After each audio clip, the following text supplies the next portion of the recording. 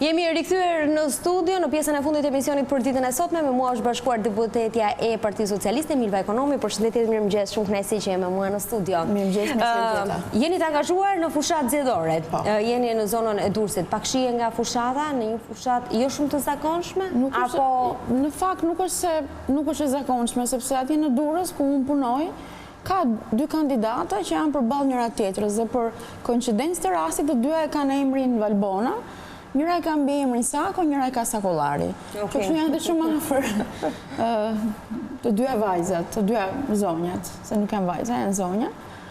Shpresoj që ata që do të votojnë shikojnë logot e partive, në fund se... Po, është e vërtetë, ndërkohë që fushata bëhet gjithmonë duke i bërë thirrje popullatës që të votojnë numrin në këtë rast, që për Valbona Sakon, për cilën unë bëj tifon, është numri 2. Dhe kjo është ajo që ndodh gjatë fushatës. Fushata është një fushatë e cila në fakt kërkon edhe që të tregoj se çfarë ka ndodhur në këto 4 vite në bashki, sepse në Durrës kanë ndodhur disa projekte që kanë qenë shumë të rëndësishme për qytetarët, sidomos uji i pishëm. Uji i pishëm është një ngjarje shumë e rëndësishme e Durrësit. Durrësi ka qenë shumë dite dhe pa ujë, ndërkohë që është shtuar uji në rubinet, ka shkuar 12 orë në dite dhe është pa ndërprerje. Dhe për Durrësin është vërtet një ngjarje. Kanë 6 vjetë që presin, sepse projekti u ideua nga qeveria lokale, nga qeveria vendore, u mbështet nga qeveria qendrore nëpërmjet një projekti të Bankës Botërore dhe ka vite që punohet për këtë. Tani është bërë realitet, që kështu besoj që është dhe ky momenti nuk ka qelluar realiteti me fushatën, sepse që vjetë duke sikur ishte nga fundi dhe mori rreth 10 muaj për të përfunduar.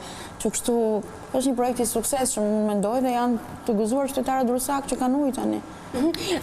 Ju keni shumë vite që jeni të angazhuar në politike dhe që keni qenë në disa fushata elektorale.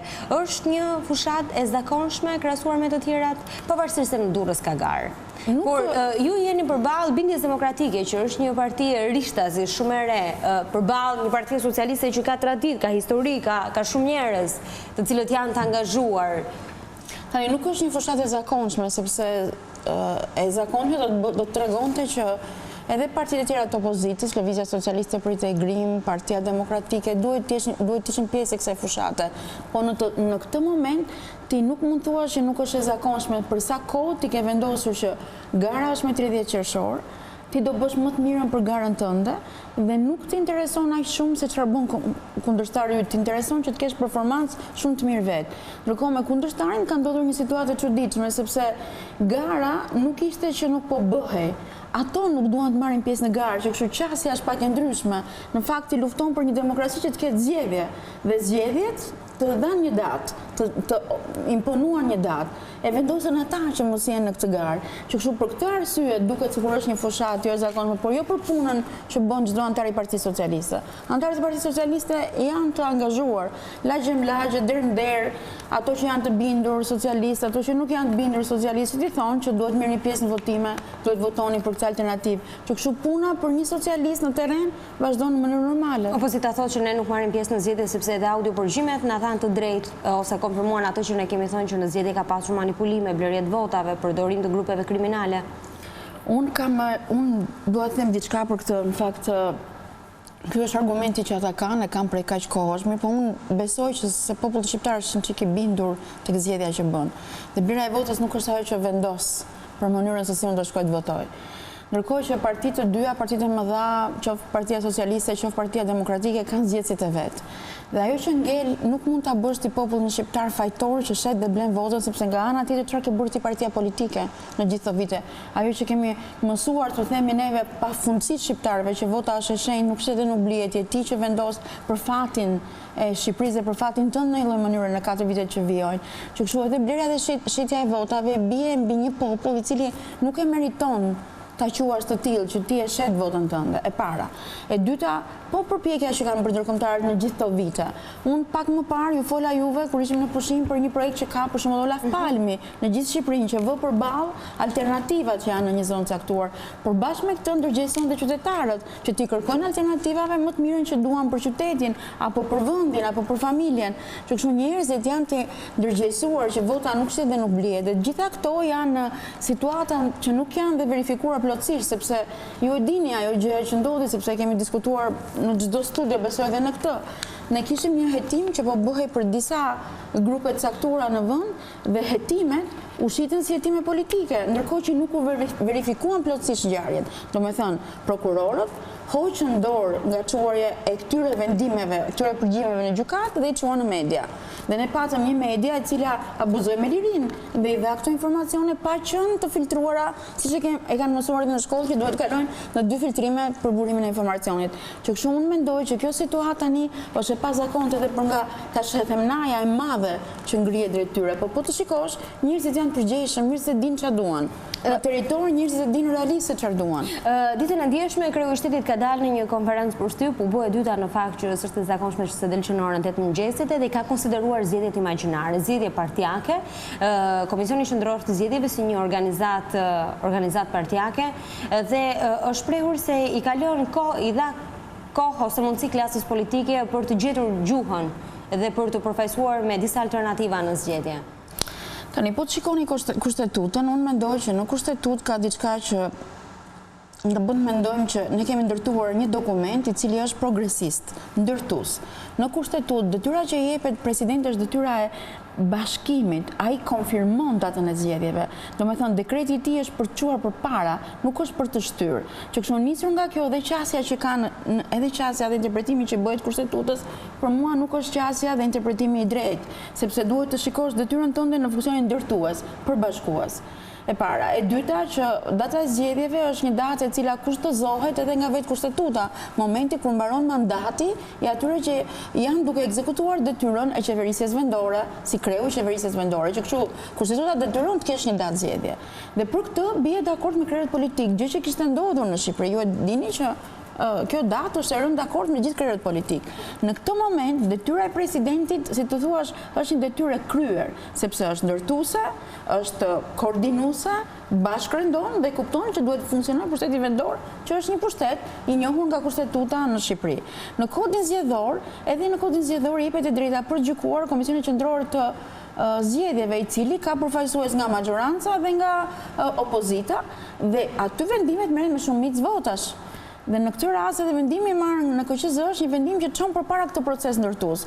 Unë nuk mendoj se vendosi opozita të heqë dorë nga zgjedhjet, është e saj, është i tij ky vendim, nuk është vendimi i popullit. Ne jemi republikë ku vendoset nëpërmjet sovranit, dhe sovrani, në këtë rast është populli, e jep gjykimin e vet nëpërmjet vetes apo nëpërmjet përfaqësuesve. Ndaj kemi zgjedhje një herë në 4 vjet. Kështu këtë gjë ne e kemi të fituar tashmë dhe nuk ka asnjëri që mund na e heqë, edhe mua si qytetar të thjeshtë, edhe juve nuk mund na heqë as kërkush, as presidenti. Prandaj dhe ky dekretim, dekretimi i zgjedhjeve, unë nuk gjykoj që është një hap konstruktiv. Nuk është hap konstruktiv. Nga ana tjetër, dalja në konferenca shtypje është për të gjykuar që pse nuk janë ata në zgjedhje. Pse vendosën të heqin dorë ata? Ka një moment kur bëhet beteja. Beteja bëhet në parlament, beteja bëhet në gjykat, beteja bëhet për të bindur popullin, bëhet në fushën e votimeve. Kur i thua ti alternativat që ke për të zhvilluar vendin, dhe ju garantoj që të gjithë shqiptarët kudo që ndodhen, nga veriu deri në jug, janë shumë të qartë për gjën që duan për zonën e tyre dhe për vendin e tyre.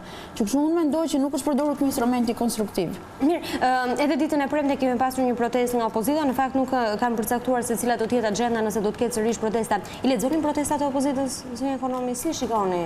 I lexojnë, po protestat e opozitës kanë, po shikoni një gjë. Ngjarjet e fundit, jo vetëm në Shqipëri, po në Europë dhe edhe për mëtej, kanë treguar që kur kanë dy ata që garojnë mos përputhje, përgjithsisht është kolegji zgjedhor, është gjykata ajo që vendos.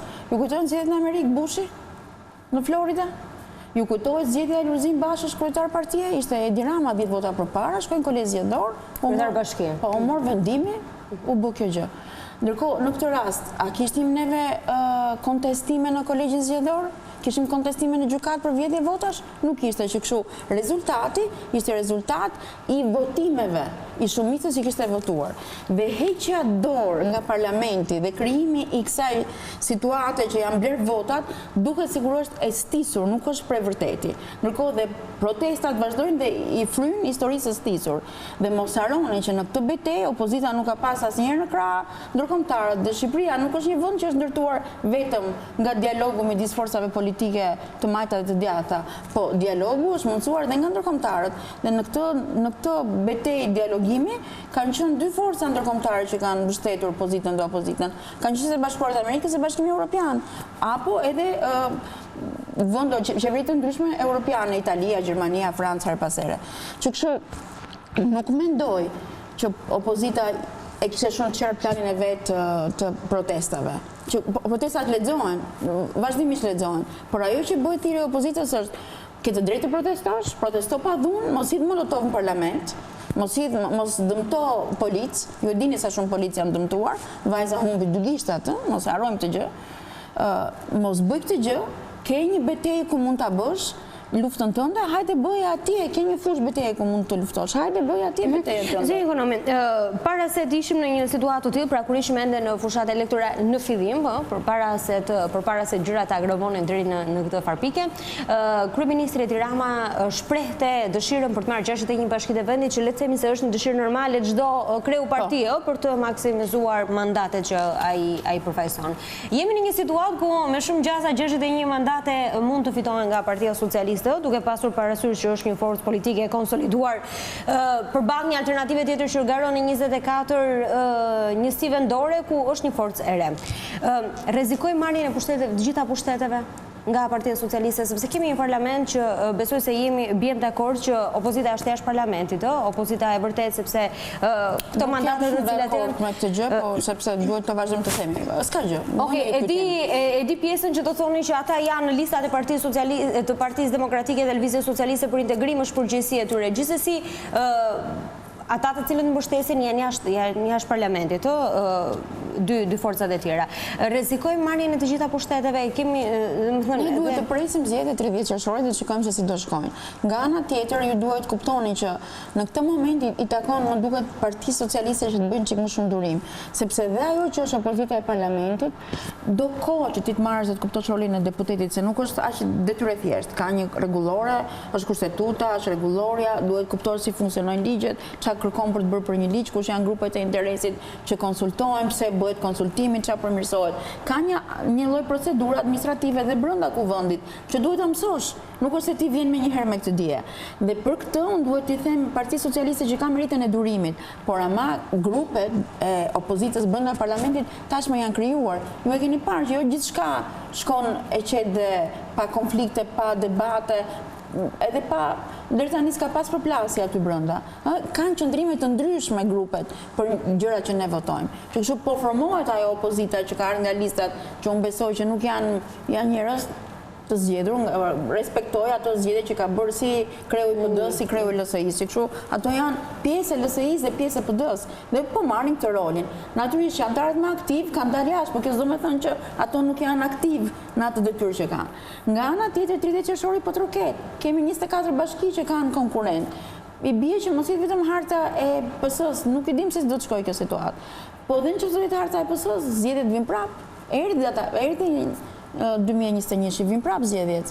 Atëherë shikoni zgjedhjet e tjera? Patjetër, unë atëherë shoh. Mendoni se nuk mund të ketë zgjedhje të përgjithshme parakoshme, sepse unë shikoj që sa ngjarje të rëndësishme po ndodhin në Shqipëri dhe sa pjesë po shkojnë përpara. Është për tu një nga gjërat që duhet bëjë Shqipëria, pavarësisht nga klasa politike, mbase edhe ju i keni parë, referencat që bëjnë Kombet e Bashkuara për vendet që janë si ne, vende në zhvillim, për të shkuar më përpara. Një nga referencat që ato kanë është rritja e GDP-s. Dhe GDP-ja për vende si ne duhet shkojë 6 deri në 7% rritje vetore, që ne kemi mundësi të ndjejmë mirëqenien e familjet tona. Deri tani Shqipëria ka shkuar 4.2. E kuptoni çfarë betejë që ka përpara, s'ka kohë për tumbur. Duhet rrisësh ekonominë e vendit që ta ndjejnë familjet. Dhe ekonomia e vendit rritet vetëm nëse ke programe, fokusohesh për të bërë këto programe dhe nuk e pengon fare, nuk bën kështu imazh negativ politik për vendin tënd që tulësh investimet e huaja, po tulësh numrin e turistëve. Ne dim shumë mirë se kush janë burimet kryesore të ekonomisë shqiptare. Ardha e disa investimeve që çojnë në deg të reja ekonomike dhe turizmi, i cili nxit bujqësinë shkojnë më mirë, i cili nxit maritimen shkojnë më mirë, i cili nxit gjithë zinxhirin e shërbimeve shkojnë më mirë. Mendoni se 30 qershorit do të jetë në ditë e qetë? Për të gjithë ata qytetarë të cilët na ndjekin tani edhe. Unë personalisht unë mendoj që do të jetë një ditë e qetë, sepse shqiptarët dinë të mendojnë mirë dhe mendoj që është një ditë e qetë. Duke parë Durrësin, unë them që do jetë një ditë e qetë, sepse në Durrës janë të angazhuar të gjithë për të kuptuar platformat rrëdhëse të dy kandidatëve. Dhe ju a them këtë realisht sepse kam ndjekur nga afër përballjen e dy zonjave kandidate. Që kështu Durrësi është i gatshëm për të shkuar në votime, për dhënë alternativën e vet, si pasojë si bindja demokratike, janë të gjithë fokusuar te puna e tyre dhe do marrin pjesë në votime. Ndërkohë, bashkitë të cilat drejtohen nga opozita e kanë dërguar një letër Komisionit Qendror të Zgjedhjeve, duke mos e njohur 30 Qershorin si një datë zgjedhjesh, për sa kohë është dekretuar nga kreu i shtetit, dhe kanë kërkuar të lirojnë ambientet. Ato që janë kryetarë të bashkive demokratike nuk mund të marrin urdhra direkt nga presidenti në këtë rast. Ato që lëshojnë udhëzime për ata është Komisioni Qendror i Zgjedhjeve, që kështu unë besoj që edhe për ata duhet të ketë një balans tek detyra. Është Komisioni Qendror i Zgjedhjeve që detyron ata që të krijojnë dhe në kodin zgjedhor, nëse ti nuk bën disa hapa që ti rekomandon, ti detyron, ti udhëzon, ti nxjerr si shkresa, si akte veprimtarie e Komisionit Qendror i Zgjedhjeve, në këtë rast pengon zgjedhjet, ke dhe masa administrative që shkojnë që nga 6 muaj deri në 3 vjet, burg që kështu duhet mendohet mirë edhe kjo situatë. E kemi bërë vetë kodin zgjedhor, e kemi votuar vetë, edhe ata të djatët e kanë votuar vetë. Dhe edhe një pyetje të fundit që unë e kam me qef në fakt në këto ditë të fundit disa herë që kam përfaqësues politik në studio. Si shikoni mëngjesin e të hënës? Pas 30 Qershorit, do të jetë një ditë më e qetë për politikën shqiptare apo do jetë një krizë më e thelluar? Unë besoj që do jetë një ditë më e qetë sepse është shumë e rëndësishme që të kuptojmë këtë pjesën që demokracia funksionon dhe demokracia funksionon nëpërmjet zgjedhjeve. Kthimi mbrapsht, gjetja e paqes për datën e zgjedhjeve është një gjë që nuk duhet ishte sot në Shqipëri.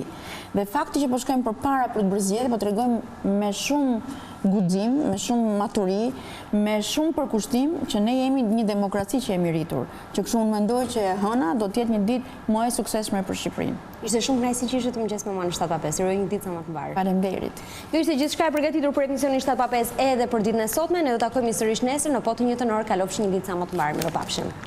Për të parë më shumë video të programit ton, regjistrohuni tani në YouTube.